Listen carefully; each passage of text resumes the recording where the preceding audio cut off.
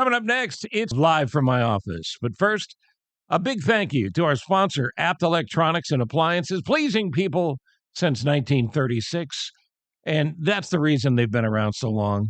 Customer service isn't an accident, isn't a once-in-a-while thing. It's the rule. And Apt also is here and will always be here because they're your number one destinations for the greatest selection of quality appliances. Let's talk about Bosch for a second. Bosch offers a full range of kitchen appliances that deliver superior precision performance, and you can own the kitchen like a Bosch. Their dishwashers have something called crystal dry technology. Gives you the ultimate clean and dry, even with plastics. And sleek refrigerators, too, with VitaFresh technology. That's going to keep your food fresh up to 3 times as long as refrigerators that don't have VitaFresh. I feel bad for those refrigerators. Bosch also has all-in-one ovens. These ovens have an air fry combination built in. All your favorite appliances built into one for the ultimate cooking versatility. And with an enduring commitment to quality and design, Bosch makes kitchen appliances that are invented for life. Thoughtful design in every detail of every Bosch appliance. It's the kind of quality that is both lasting and noticeable, and you are going to love it. Shop quality Bosch appliances at Apt for free and home delivery, professional installation, complete satisfaction. Shop at Apt, pleasing people since 1936. And don't forget, use the promo code Cochran25, Cochran 25. That's Cochran25 for $25 off your next purchase at Apt.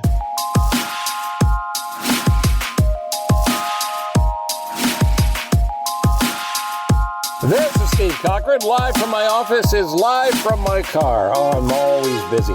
Running here and there, going to and fro. And now that the weather is decent, heading for the golf course. So we begin this episode live from my car. Now, we throw around the word expert often. And often, expert is wrong. People don't trust experts like they used to. But let me tell you something. When it comes to experts in baseball, I only have one source, and that's the great Mike Ferrin from SiriusXM's Power Alley, all over the MLB Network Radio channel, and also ESPN 2, calling college baseball all summer. You just can't get enough of baseball and Mike Ferrin. Now let me tell you something else about Mike Ferrin. Mike Ferrin knows so much about baseball. Abner Doubleday called him and said, "What the hell's the deal with analytics?" Mike Ferrin knows so much about baseball. He actually has Babe Ruth's phone number in heaven. Yes, Babe Ruth got to heaven. And yes, he is old school. He still has a landline.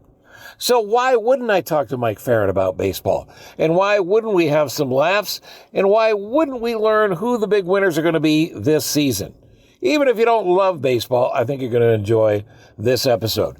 Meanwhile, other things you need to know. You could, of course, as mentioned, go to Apt and use Cochran25. And use that as your promotional bonus, if you will. And you'll get $25 off anything you buy. So thank you, Apt Electronics, for being our partners in crime here. Coming this week, details on brand new shirts, hats, and merch. That's right, merch. All the kids are doing it. From CochranShow.com. We'll have it up on socials as well. Here's a key or a hint, if you will. Survive 2025. Which means we're also going to have a YouTube channel content. Oh, did I not mention that? Yeah, we're working on YouTube channel content right now. More details on that this week. And I've already got a brand new Substack column up. It involves that signal call that you've all heard about, where the highest members of defense in our government got together with a reporter and didn't know he was even on the line, even though they put him there. It's just a clown show. And you'll hear about that as well you'll read about that as well when you check out my new Substack column. I call it Idiot Gate, when stupid matters. So just go to Substack.com and you can find that right there. Later on this week as well, Richard Roper will join us as well. He recently left the Chicago Sun-Times after all these years, and good talk with Rich as well. All right, so let's get on with things, shall we? It's time now for baseball. And the great Mike Ferrin I'm glad you're here on Live from my office. Before we go any further, thank you as well to my friends at Apt Electronics. Hey, did you know that along with all the other stuff that Apt has, this amazing place, it's like an adult Disney World where you can go in and get everything your heart desires, including garage doors. What? What are you talking about, Steve? Apt has in-house specialists that will tailor custom doors to bring your home a brand new style, better protection, and a great look from the front. You know, people can be judgmental. They judge you on your looks, your house, on your looks. You don't want a beautiful home on the inside that's dinged up on the outside. You don't have to have it because Apt can fix those garage doors. And again, they don't farm out this work. They have carefully hired in-house garage door specialists ready to tailor those garage doors to you. It's often the first thing your guests see, obviously, when they visit. So you want yours to look your best. From the custom garage door department at Apt, they offer service and maintenance, proper opener installation, that's a big deal, and interior garage storage options as well, which means two things: less fighting about your junk in the garage and more storage. Oh, it's a win-win. For free in-home delivery, professional installation, complete satisfaction, you can always shop at Apt. There's nobody better. Apt pleasing people since 1936. I'm going to close my eyes now and imagine your new garage doors. Oh, it's looking good. Let me just look to the left and the right. Yes, your neighbors are jealous. Of course they are. Get to Apt for all your needs and go check out those garage doors. Don't forget you can get $25 off your next purchase when you use the promo code Cochran25 at apt.com or in the store if you like. It's Apt Electronics, pleasing people since 1936. It's that time again.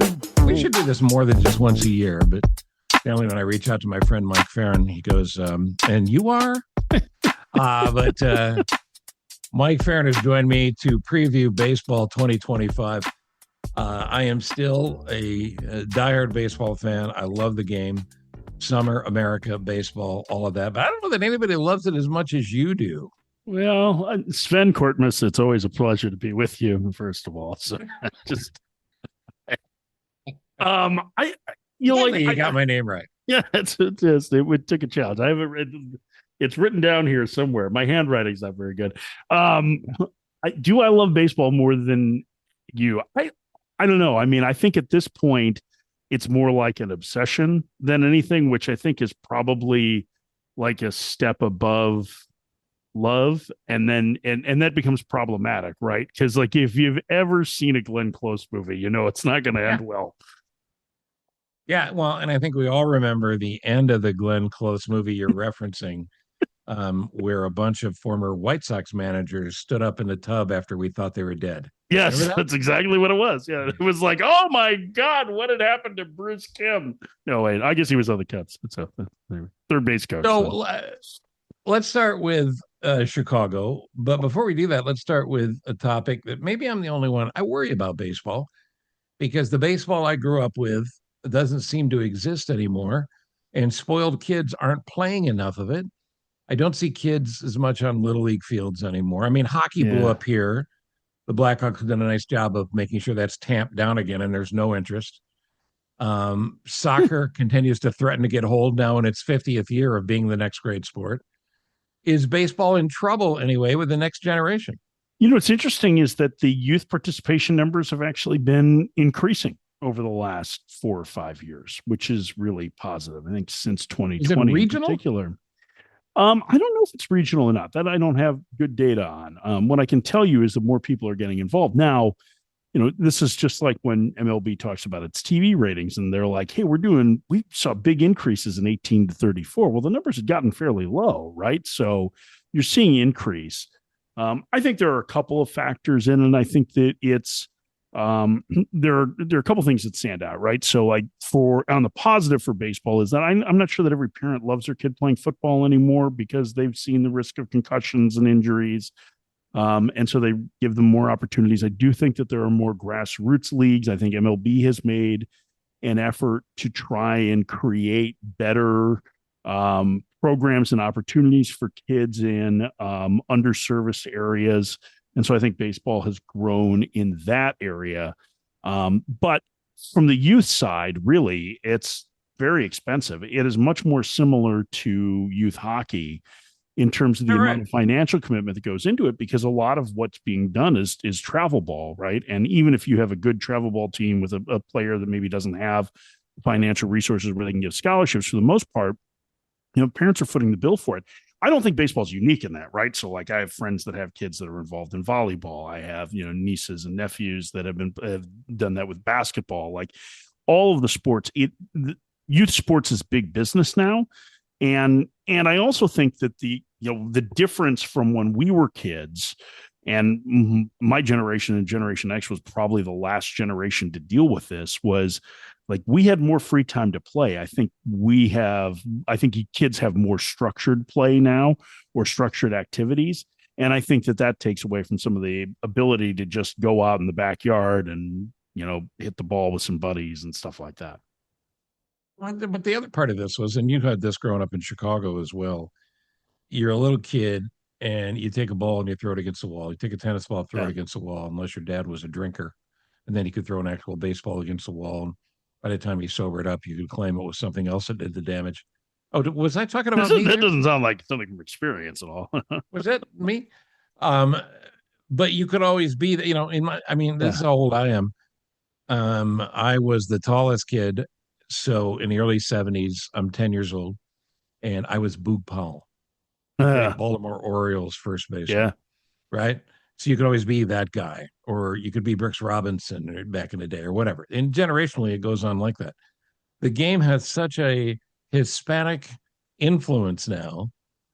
And, this is the furthest thing from being racist or anything else. We're talking about just the truth of how these things progress. The LPGA has a problem with so many great Korean stars. There aren't a lot of American stars. Do kids have players they identify with in the same way that I did when I was a kid, or you might?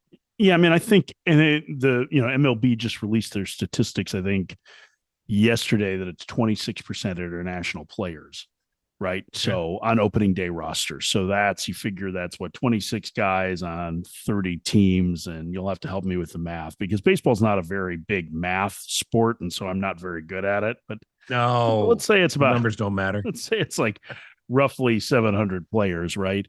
About 100 of them are from the Dominican Republic. So like there's a wide swath of players that are from there.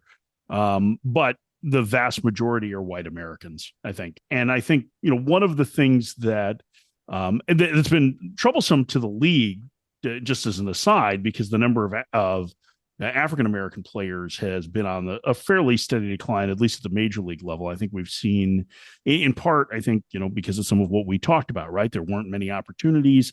MLB is really focused on that. I do think that the cost in some areas can be an issue.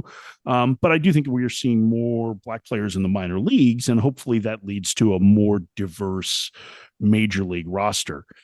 I just don't think that, I think the problem has probably been more on that most domestic players still play the game in a way that's kind of like 1978-ish, in that there's no outward joy to it, right? Like it's this very staid process. And this is not entirely, I mean, again, I don't want to, this is the problem with stereotypes, right? As you pass with you try and paint with a broad brush. And so this isn't for every player, but I do think that there just hasn't been a way for players to express themselves previously. I think you're starting to see more of it. I think you see, just like there are divides in just about everything in the country. I think there are divides in style, but I think there's plenty of American players to be able to look up to, regardless of race. And it's still a huge portion. I mean, the vast majority of the players that are there. So I'm not sure that I buy that that's the reason why. I think the access to the sport, and I think the amount of financial, the amount of money that it takes really to play it at the amateur level, to play it at a high amateur level, is significant now. But some of the stuff that could be good that's changing is that, like, once the House settlement comes about in college sports, which I'm sure you've talked maybe a little bit about, this is the whole, aftermath of the NIL, is like baseball is going to expand the number of scholarship opportunities here, and teams are going to be able to carry 34 scholarships. Right now they're at 11.7. That's going to give more opportunities for kids to potentially go to college and play sports, which I think is a real positive, and hopefully that leads to growth of the sport. And speaking of that, you're one of the main college baseball guys in the country now. You're a great play-by-play guy. You're a great baseball guy. We'll get to the rest of your plugs later. But one of the things you do... No, it's natural. It's not plugs. That's actually real. That's... I'm sensitive about the hair. But you're in Virginia now for some ACC baseball. Yeah. And you can see Mike Ferrin on ESPN doing at least 30 games this season. Are you seeing the same sort of split as far as demographics go in college baseball prior to that settlement you're talking about? Yeah, I mean, I think what we have seen is, first of all, it's largely American. I mean, I would say probably 90+% are domestic players. The part of that is because the international amateur system is significantly different, where, especially players from Latin America that are not from Puerto Rico can sign at the age of 16, right? And there's not a draft there, but there are limitations on free agency. It's nothing about baseball is ever easy when it comes to a signing system, right?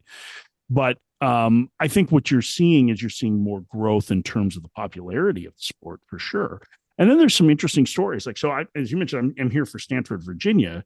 When we're taping this on Thursday night, we had Stanford's first linear TV game with Rintaro Sasaki, who I'm not sure if you've heard of, but he is the most prominent Japanese prep player to ever come and play college baseball in the States. And he decided that he would have been the number one pick in the NPB draft. He is the all-time prep home run leader in Japan. His dad is a coach who coached Shohei Ohtani and Yusei Kikuchi. And he decided that he wanted to come to the U.S. for an education and as a way to get into the U.S. System of playing, because it's far different in Japan. It's 9 years for free agency, and if you get drafted by an NPB team, then there's you might have a posting system like we just saw with Roki Sasaki or with several others. So he's here and he's playing, and I think it's a really cool story because I think it speaks to the growth of baseball internationally. White Sox have a pretty decent little hitting prospect named Riko Nishida, who is Japanese, who played his college ball at Oregon. So there are some changes that are happening to it. I think you're starting to see a little bit more diverse pipeline in terms of where players come from, but it's still predominantly American-born players that are a part of it, or if not American-born, players that grew up in the U.S.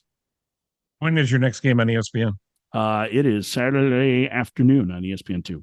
I don't know what time. I think it's at noon Central. Yeah, Stanford. Everyone should watch all this nonsense about March Madness. Screw that. Watch baseball. It's more fun. Yeah. So let's talk about the bigs, and let's take it back to Chicago, where I said we would start. The general manager of the Chicago White Sox, probably a nice guy. I don't know him, Chris Getz. And he did an interview the other day. And at the end of the interview, he said, I guarantee you we'll win more games than we did last year. I would agree with him. I think that's a pretty safe bet. Yeah, I don't see that selling a lot of tickets when you won 41 games last year. How bad is this team? Well, they're not good, Steve. I think that's... I think I saw the latest. Are we talking projection. Pull the plug bad? Yeah. I thought the latest Fangraphs projection for them for their projection systems had them winning 52 games, which would be a 11 game improvement over last year. So, 25% improvement. Yeah, a little more than that. The count is half full. So I don't think they're good, but I think the thing is that they have some interesting young players already. Sean Burke looked awfully good on opening day. I think that's a really encouraging sign. He's a unique arm. I think they have 3 or 4 players that are opening the year in AAA. Colson Montgomery, the shortstop, the 2 catchers, and Kyle Teal, who they got in the Crochet trade. Edgar Quiroz, they got a couple years ago in a trade at the Angels.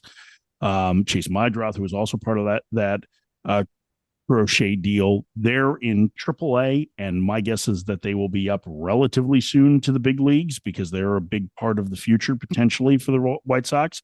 The two top left-handed pitching prospects in baseball are in the White Sox organization, and they're both going to pitch at Double-A to open the year. So Hagen Smith, who was their first rounder last year out of Arkansas, and Noah Schultz, who's from Oswego, is maybe the best left-handed pitching prospect in baseball. And those guys are going to be in Double-A along with Grant Taylor, who I think is a really intriguing guy. So it's, yes, at the major league level, it's not what you want for sure, as Joe Girardi would say, but it's going to get better. And I do think from an infrastructure standpoint, things have improved significantly. James Fegan, who I'm sure you probably know, who used to write for The Athletic and now writes for Sox Machine, what for my money is the best White Sox beat writer, had a really telling piece on just how far behind the White Sox were in terms of what kind of information and technology they had to help their young players improve.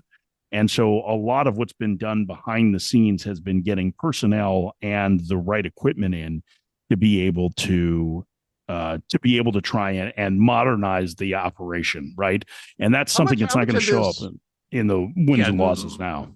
And modernizing the operation with an owner who I think you and I both like, Jerry Reinsdorf, who's 114 years old. Right. And notorious for not firing people who should be fired. Yeah. Has Jerry held the organization back because of that? I think it's his greatest strength and probably his biggest weakness is his loyalty to people. You know what I mean? I think it's a really admirable quality. And I think to your point, I think Jerry's a really nice man. Like in my interactions with him, he's always been very, very nice. And I don't have that many with him, but I do think that probably had slowed some. I think he probably he probably was not quite aware of how to take the organization in the next step forward or help them take the next step forward. I mean, they kind of got off to that start under Rick Hahn, right? They went through the rebuild. They got a lot of players. The decision to hire Tony La Russa was a little bit strange. I know that was driven by ownership. And I wonder if, they had hired, say, AJ Hinch instead, if we would even be having a conversation like this about the White Sox. But a lot of it is the personnel that you have to bring in. And I think just from this, listen, I was super skeptical of them hiring Chris Getz because I felt like it was one of those things where it wasn't going to change. Knowing the people that Getz has put around him, knowing how he has taken a look at the organization, talking to people from outside the organization who know him, kind of believe in him, I think it's moving in a much better direction. Now it's just a matter of whether or not they can continue to invest in what they have to behind the scenes to get the most out of it. Because he's got some really smart people that he's brought in, not the least of which is his manager, who's a pretty sharp dude. Yeah, and is there a reason he took the job? Well, there's only 30 of them. I know, but I thought he'd get a few offers here and there. Not that there'd be a huge argument over hiring him. Yeah, I mean, Will Venable had pulled his name out of the mix the year before, and I think there was this feeling that, well, he's going to be the next guy in waiting for Bruce Bochy. But I don't know if Boch is going to retire. I mean, his contract's up after this year. All he does is win. Yeah, I mean, every other year, right? He wins. So, I mean, he's got 4 World Series championships. So I think, it probably there was an opportunity. There's a connection with some people that were in that front office. I think he felt like there was the right kind of path. And I think as a young manager coming in, getting an opportunity to be on a team that's growing, like nobody's going to care really what the White Sox record is this year. And there's a much better chance to screw up, I think, because every manager is going to make mistakes, right? Especially first-time managers, right? And doing that outside the limelight, I think, is important. I think if you were to talk to Brandon Hyde, who's the Orioles manager who worked in the Cubs organization for a long time, if you were to talk to Brandon Hyde about that, who went through something similar with Baltimore, he would tell you that it was probably valuable for him in that as much as they're developing players, he needed to develop his managerial style too. And he's got a team that's competing for the postseason. So I think it's a combination of all of those things. Plus Venable's got, he was with the Cubs organization. He knows Chicago a little bit. I think he brings a different energy and a real intelligence level to the clubhouse that I think is admirable. And if you spend any time with Will, like he's a really personable dude. Like he doesn't strike you as the guy that went to Princeton. You know what I mean? Like, but he went to Princeton. Is there any reason to believe that the White Sox to Nashville rumor will pop up again? No. If there's another 50-win season? No, I don't think it has anything to do with that. I think all of this is kind of the ugly side of leverage plays, right? So the Sox want a new stadium. They want somebody else to pay for a chunk of it. The state doesn't want to pay for a chunk of it. Yeah, and I like Jerry Reinsdorf a lot. You couldn't have less leverage right now with a guy who doesn't want to spend money on sports the way, the governor here doesn't, Pritzker. And you have a bad team. You're not getting a new stadium in Chicago. I think even if he had a good team, he wasn't going to get that. Now, the question is, can you get private investment? Because I do think that neighborhood that they've selected to potentially build one, that's got a chance to be a really beautiful spot. And you can have the view of the skyline, like it's a good location, like all of that. So, I think it's just a matter of getting that all figured out. But here's the thing is the Nashville thing never had legs because Major League Baseball views Nashville as a viable city for expansion. It doesn't mean that it's going to be, but it's a viable city for expansion. And what that means is that they think that they can get somebody on the hook who'll spend $2 billion for a franchise in the next 5 years. So like the A's moving to Vegas via Sacramento, right? The league didn't view Vegas as an expansion city, but they would let somebody move there if they could craft their deal, right? What's going to happen with the Rays, although the commissioner has been pretty adamant that the Rays are going to stay in the Tampa seat, Pete, that's the market that they're going to be in. When they were playing around with that idea of splitting the season with, St. Pete and Montreal, the reason why they were considering Montreal in that is because the league said it was okay because they didn't view them as a viable expansion city. So when you've got those places where they think they can get $2 billion because there's enough business people and the city's growing enough and all of that, you're not going to get a chance to move there. So I think those are all parts of it. I think the fact that you have Justin Ishbia, buying up minority ownership stakes, he lives in Chicago. His brother's a control person for the Phoenix Suns because everybody ends up retiring to Phoenix from Chicago anyway. But so like they have, I think they're on a path to where at some point Justin Ishbia will own the team. My guess is it'll be sometime after one of two things happens. Either Jerry Reinsdorf passes away or they get a stadium deal finalized and Ishbia's got enough money that he could, he's like Scrooge McDuck. He trips over piles of cash. He would be one of the wealthiest owners of baseball. Because you sort of have to have that attitude that I have a lot of money and I can afford to see a lot of it not make money for a while. Yeah. Because people don't understand how expensive it is to run a major league franchise. This is not the NFL where you have profit margins, sleeping with each other to create more profit margins. It's tougher to make money in baseball. 162 games and all of that. And when you have a fan base, a loyal fan base of 8 to 10,000, I don't know how you get more people out to a park that people bitch about. It's a tough business right now. Well, for them, certainly they have been one of the teams that has lost the most money, but we're still talking about a $12 billion industry.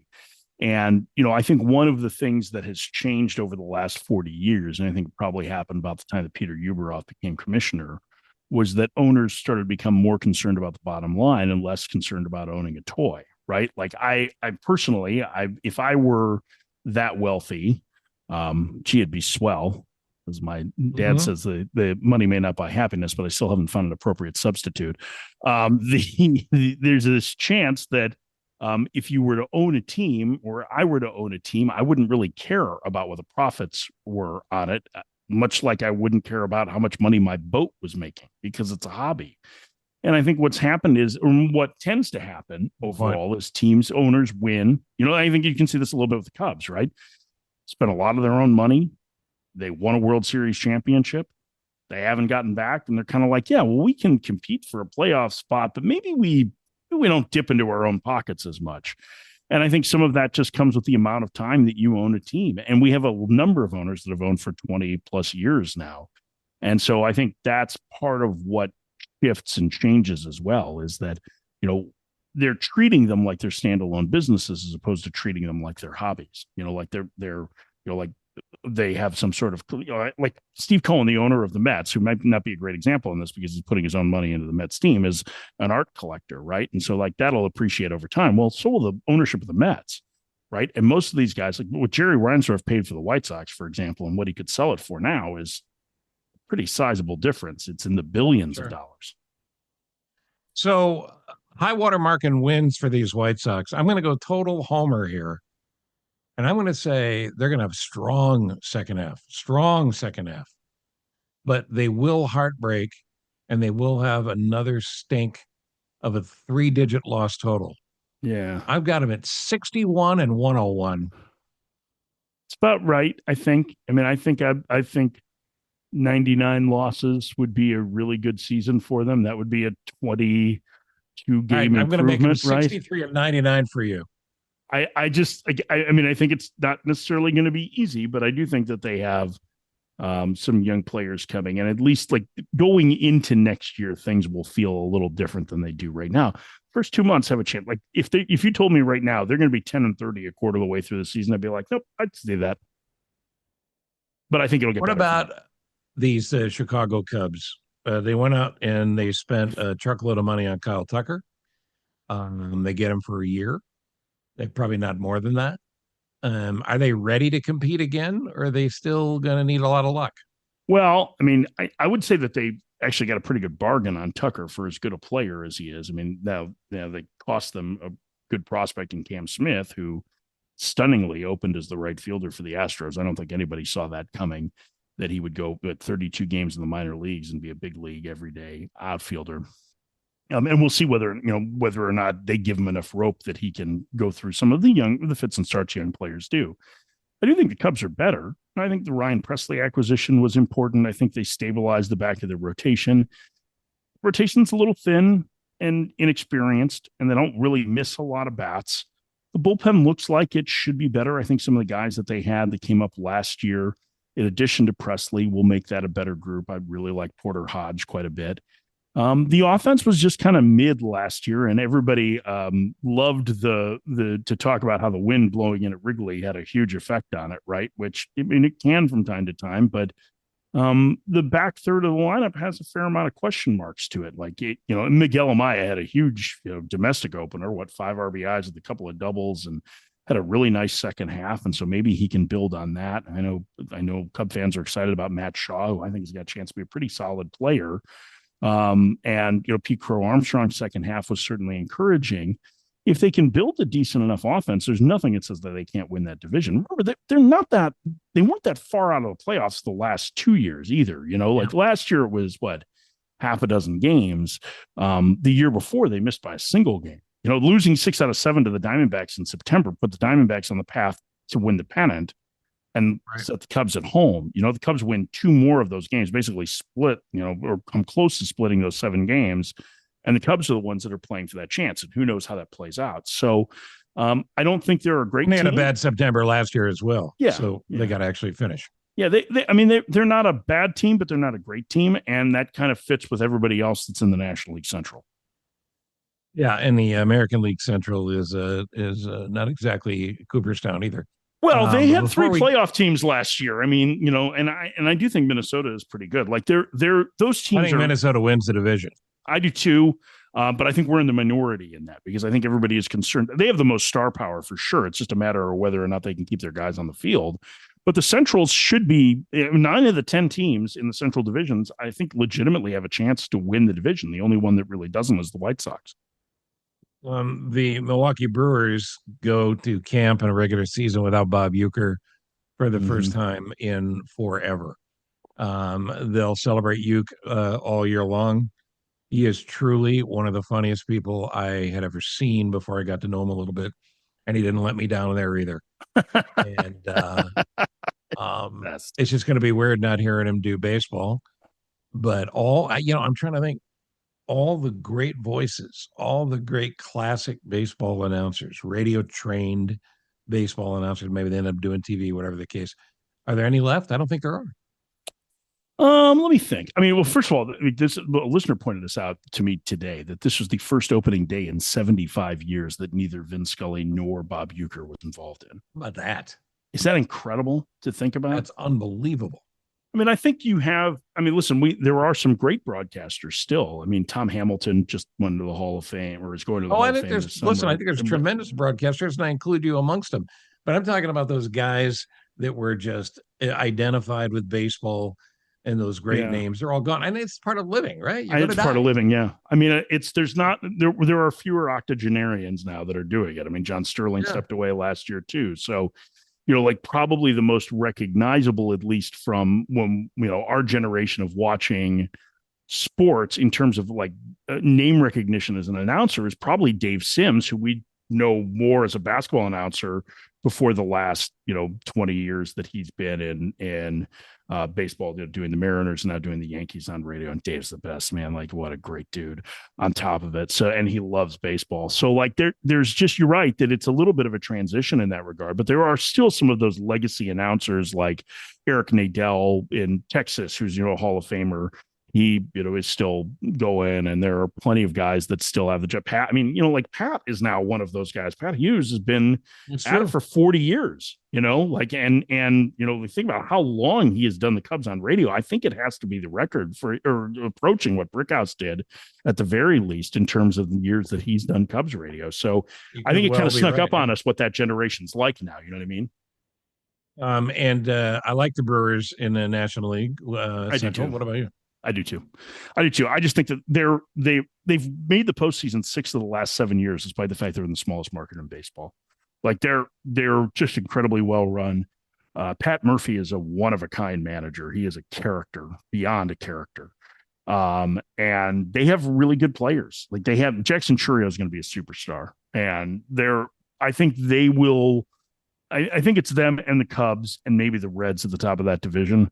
But I like Milwaukee just because I think if any team deserves the benefit of the doubt in Major League Baseball, it's the Brewers. NL East, you go out and you're the Mets and you spend all the money you have and then you borrow some from the hot dog guy downtown who just changed the water, and you get Soto. And Juan Soto, he's great. Yeah, he's great. He could well be one of the all-time greats by the time he's done. He's not going to change that entire roster or whatever weird luck the Mets have had or hadn't had recently. And every preview I've seen about the National League East names the Braves are right there with him. It's got to make the Mets ownership crazy. Yeah, well, first of all, I mean, the Mets fans are sitting around going, $16 for hot dog water. What are we doing here, right? Listen, I think the Mets are good. Like they made the league championship series last year, right? With a team that probably didn't have any business doing it. And I think if people are down on the Mets a little bit right now, it's because they have a couple of key injuries, not the least of which is their outstanding catcher, Francisco Alvarez, who's going to miss a couple months. And they have Joe Manaya, who was their best pitcher last year, who's out for a couple months. Clay Holmes was a reliever for the Yankees last year, who started for them, the Mets on opening day now, right? They signed him as a starter this winter. So I think that's where some of it is, but the Mets should have one of the best offenses in the National League. And with Soto and Francisco Lindor, they have two legit superstars in the middle. Pete Alonso, who is one of the more famous Mets, is probably their third or fourth best offensive player. So think about that. Like that's a really good team. For me, I mean, that division at the top of it is really tough. The Phillies are a little bit older, but they have the best rotation in the National League. And I think Zach Wheeler is the best pitcher alive who hasn't won a Cy Young Award. He's been really close. He's still a dominant force at the top of their rotation. They have a really talented star-studded lineup, not the least of which is Bryce Harper, who is a perennial MVP candidate still into his early 30s. And then, as to your point with Atlanta, like that's a team that had a bad offensive year last year because a lot of their guys were hurt. Well, Spencer Strider is actually on a rehab assignment tonight and should be back. I think they're thinking 3 starts, and he'll be back into the rotation, which will be huge for them. Ronald Acuna Jr. could rejoin them by the end of the month, and they are an immensely talented club. So I don't know that it has as much to do with the Mets or Braves specifically as it does just kind of like the way that lays out. But you have to remember, like on paper, the 3 best teams to me in the National League are the Dodgers, the Braves, and the Diamondbacks. And like the Braves, I think, have very, very good case to be the second best. Yeah, I got Mets in the East. How about you? Braves. I'm buying what the Braves are selling. I knew we'd have a terrible fight about something. Out in the National League West, the Diamondbacks have done it quite a bit cheaper than the Dodgers. You could Diamondbacks payroll is higher than the Cubs. Did you know that? Is that right? Yeah. Diamondbacks payroll is over $200 million. And the Dodgers are north of 350. Yeah, but I mean that's like a rounding error. Yeah, it is. Yeah, it's accounting. Are the Dodgers 110 wins? It's really hard for the quantitative analysis part of my life to say that anybody's 110 wins. I think they're really good. Yeah, I mean, well, listen, like 116 is a record, right? The Dodgers won 111 games a couple of years ago, right? And then lost in the division series. So, yeah, I mean, I can see them winning well over 100 games. I think their division is, like, they benefit from not playing as many games of their division because I think the Diamondbacks are good. I think the Padres are still a pretty good team. I think the Giants are okay. But I think they're going to win 100 games. I think that's easy. They'll be the number one seed in the National League playoffs. It's just a matter of what happens once they get to the division series because that's the beauty of baseball's postseason. I don't know if I've shared this one with you, but there was a study that was done 5 or 6 years ago by an analyst named Ben Baumer who found that if, in the NBA, 80% of the favorites win the series, right? For that to happen in football, every round would have to be like a best of 15. In the NHL, it'd have to be a best of 41. In baseball, every round would have to be a best of 75 to have the favorite win 80% of the time. And if you think about it, like think how few times, like the first 2 years of this playoff format, everybody was screaming, oh, the bye is terrible. The bye is terrible, right? And then the top seeds both went to the World Series last year. There's just far more randomness in baseball. Baseball, the best teams show up over the course of 6 months. Anything can happen in a short series. And, it quite frequently, the worst team beats the best team 2 out of 3. So, listen, I think the Dodgers are going to be in the playoffs. I think they can print playoff tickets now. As to what happens come October, I'm not smart enough to be able to predict that. Let's go to the AL East, where the Yankees have to wonder if the Sopranos will put a hit on their pitching staff as more and more pitchers fall. The trouble with the guys in Jersey. The Yankees and the Red Sox, the Yankees and the Red Sox, the Yankees and the Red Sox. I don't think there's anybody more entertaining than Vladimir Guerrero Jr., but nobody talks about the Blue Jays. Who's going to win the AL East? I picked Baltimore there, but I think all 5 teams have a case to be made. Tampa Bay's offense is a concern for me. Their pitching is really good, but I don't think that they can score enough runs. I think Baltimore is a very good young offensive team with okay pitching. The Jays are interesting because I think they're a little bit better than people realize. They actually had a very good winter, despite the fact that they didn't land, a big fish like Roki Sasaki or Juan Soto. They definitely improved that roster.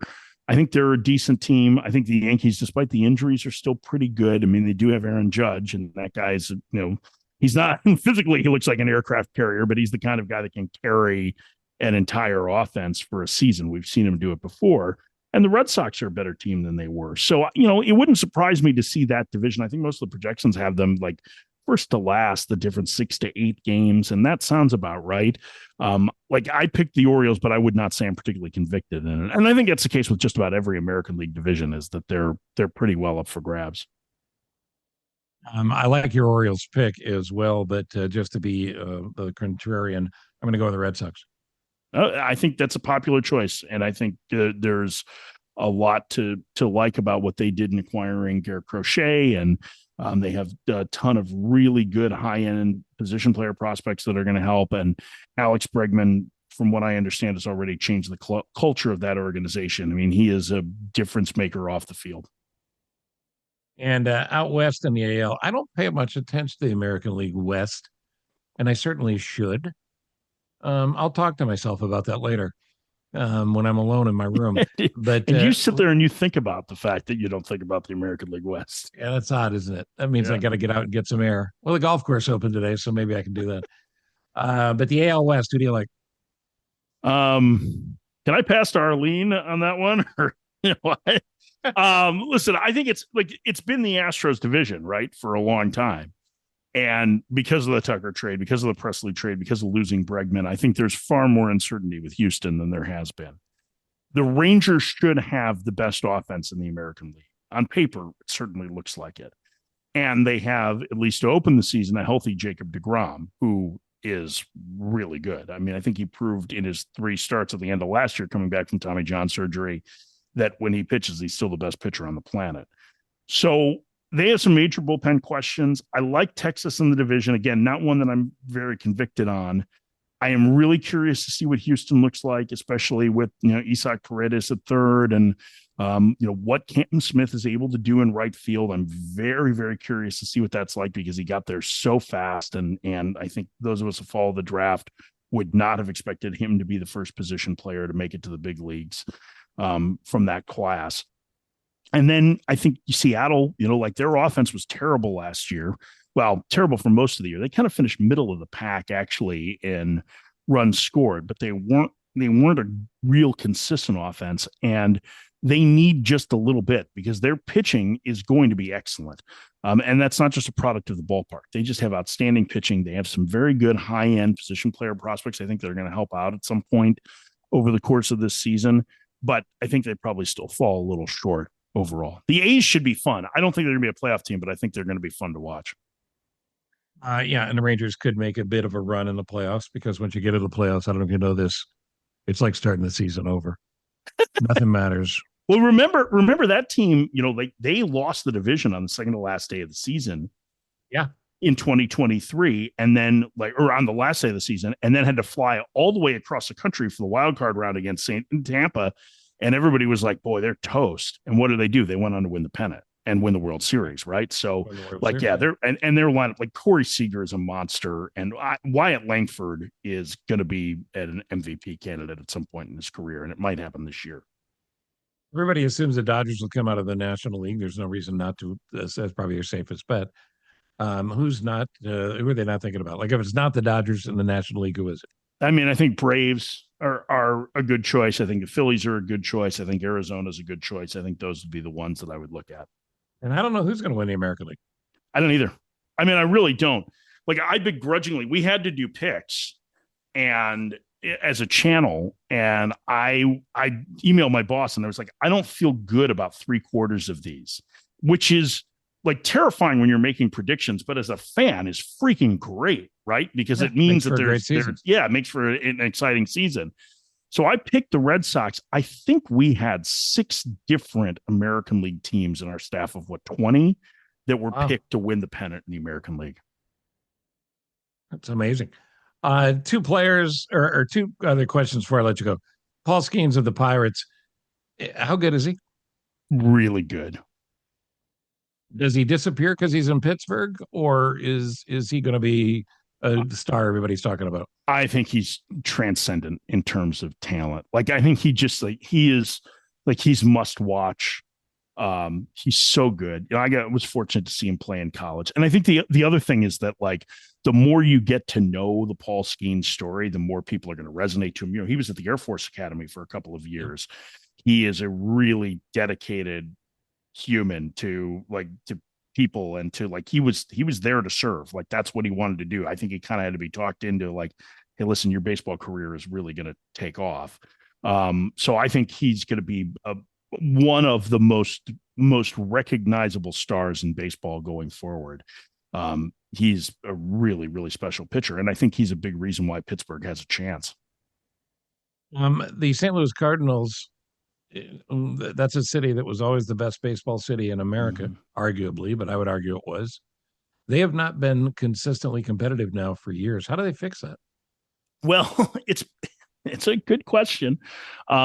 This winter, they made the decision that their longtime president of baseball operations, John Mozeliak, is going to step away when his contract is up. But they have hired his replacement in waiting. He's been in the organization for a year already, and Chaim Bloom, who used to run the Red Sox. And so Mozeliak's job is to handle the major league staff, while Bloom, much like we were talking about with the White Sox, improves the infrastructure and player development for the Cardinals and does a lot of hiring. Now, the problem is that the Cardinals had a couple of stated goals. One was to cut payroll back, and the other was to create more opportunities for their young players. So they literally had one job this winter, which was to trade Nolan Arenado. And guess who their starting third baseman was on opening day? Yeah. So they've gone from saying that they were going into a reset to going into a transition. These are all, like, I don't know if you've noticed this, but baseball executives have started to choose terms that are more associated with young adult novels and dime store paperbacks than they are like the reimagination, the reawakening, the like all of this stuff. The only thing that's missing is some dude with long flowing hair and a horse. So I don't know what their path is for another year, because they basically have two bosses who are doing two different things. And I would think that the path will become a lot clearer after this year. That said, I don't actually think they're a bad team. I mean, they won 82 games last year after being miserable for a good chunk of the summer. I think there's some talent there. I don't think that they'll end up making the postseason, but I don't think that they're going to be a team that's going to lose 90 games either. So it's a really weird place where the Cardinals are stuck in the middle. And I mean, they will get out of it. I'm confident that they will get out of it. But I just don't know that this is going to be the year. And I'm interested to see what happens when Chaim Bloom takes over. He's a very smart guy. Every movie Slapshot. Oh, I watch it every morning in the winter as my show prep. As much as I'm excited about another baseball season, I am concerned because I love the White Sox. I love the Cubs, but I love the White Sox as well. I'm just concerned at some point Paul Newman will appear as a ghost, come back, and he will trade Luis Robert for a soda machine because they need soda. I know I'm combining a couple of things here. Yes. I got a little bit of a Brad Pitt movie in here and a little bit of that, but you know where I'm going. Luis Robert is really all the White Sox have to hope for, and he'll be gone by September. Yeah, I think that's probably true. I think he'll be gone by the middle of July. He said the other day, I'm surprised that I'm still there. That's pretty good. So he will be out the door real soon, but hopefully things will go a little bit better than they did for the Charlestown Chiefs, which, you may remember we can come up they folded that with a White Sox slogan for the year. Come for the visitors, stay for the milkshakes. Milkshakes. They love their milkshakes there. It's in reality, like, I actually love going to the Raid. I think the ballpark gets a bad rap. I think once they fixed it 25 years ago, when they put that roof on it, it changed the complexion of it. It's got great sight lines, and it has, like, Milwaukee wishes it had the collection of encased meats that they serve at the Raid. Like, I think the food's fantastic. I actually love going to games there. It's a terrific. I like the food by itself, and nobody tailgates like White Sox fans. Like, Sox fans tailgates are where it's at. They have a party. Yeah. Maybe that's the slogan. Come for dinner, stay for baseball. Right? That could be it. It's like dinner and a show, right? It's like, yes, this is like the White Sox. We're not exactly pump boys and dinettes. You're the best, Mike Ferrin. When are you on the Sirius XM radio network? Let's see, 9 a.m. to noon on MLB Network Radio Central Time every day, and then various. And what channel is that? Sirius XM channel 89. And see you doing college baseball on ESPN2 all summer. Yeah, ESPN2, ACC Network through the World Series. Throughout that, I'll be doing it through Super Regionals, and I'll pop around. I'll do some filling for the Diamondbacks and some other stuff. I'm like a bad penny, Steve. I never actually go away. Good to see you off the streets, man. That's all. My Chicago pal forever. It's the great Mike Ferrin. Follow you where on social? Let's see. You can follow me at Mike_Ferrin on Twitter, and something similar on Blue Sky. I don't remember exactly what it is. I think it's at Mike Ferrin, something like that. Do a little work, people. Google it. Yeah. Thank you, buddy. I appreciate it. Anytime, bud. Take care.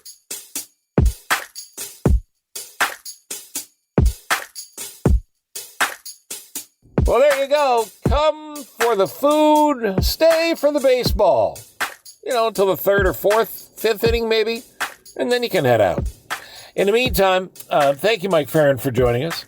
Don't forget to Hear Mike every morning on MLB Network Radio. Don't forget to see Mike on ESPN2. Follow him on X, on Twitter, all of those good things. Thank you for listening. Thank you, Ross Cochran, for producing Live from My Office. And again, later this week, all you need to know about this new line of merch, Survive 2025. We all need to get through this year, and we can do it. So why not wear the message, wear the resistance? More of that later this week. And not a lot up on the YouTube channel yet, but there's going to be, including the Richard Roper interview later this week. Oh, look, I'm just glad you're here. I am live from my car and live from my office, and I thank you for listening.